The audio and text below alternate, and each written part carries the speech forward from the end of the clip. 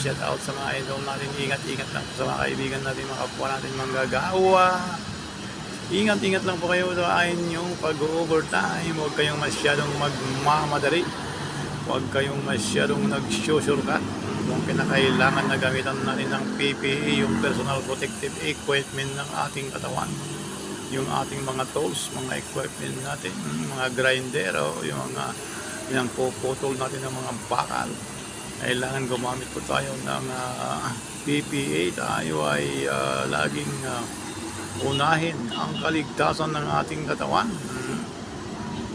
Shout out sa mga idol, mga kaibigan natin na nagtatrabaho pa sa mga oras, mga sandaling ito.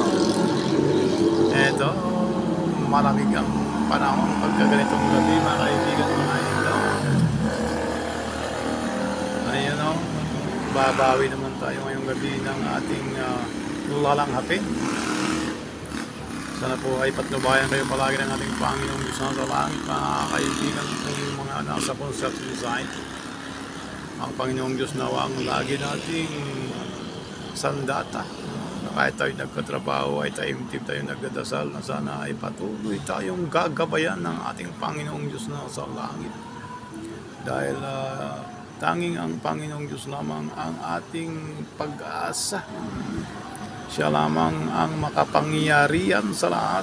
Kaya lagi po tayong magbabalik loob sa ating Panginoong Diyos at humingi ng kapatawaran sa mga nagagawa nating mga kasalanan, mga kaibigan. Dahil po tayo ay nagkakasala.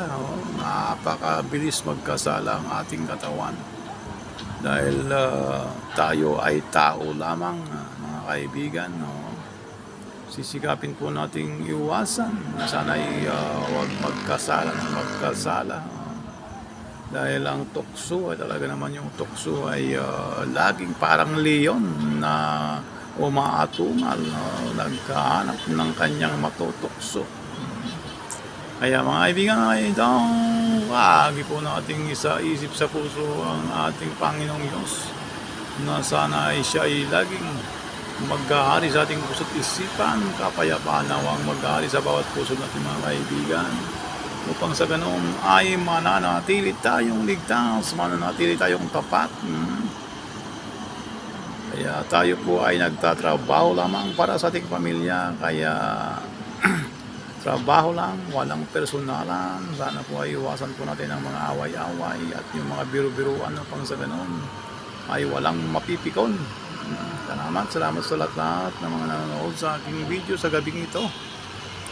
Thank you very much at muli natin sunilaman ang mga manggagawang nagtatrabaho sa gabi. Ingat-ingat po sa lahat. God bless you and more blessing everyone.